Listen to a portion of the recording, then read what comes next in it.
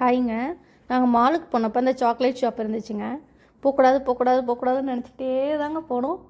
But உள்ளுக்குள்ளே போயிட்டோங்க. ரொம்ப அவ்வளோ அழகாக இருந்துச்சுங்க. அங்கே இருக்க சாக்லேட்டு எல்லாமே அழகாக நீட்டாக பேக் பண்ணி அழகாக வச்சுருக்காங்க. அவ்வளோ ஃப்ளேவருங்க. நிறைய ஃப்ளேவர் இருந்துச்சுங்க. சூப்பராக அதை டெக்கரேட் பண்ணி அவ்வளோ அழகாக ஃப்ரெஷ்ஷாக இருந்துச்சுங்க.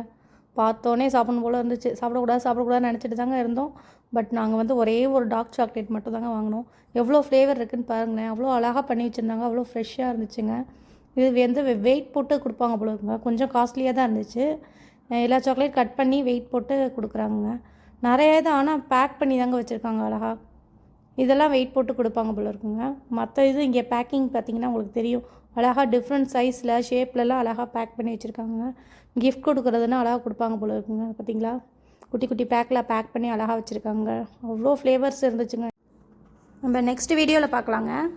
பாய்.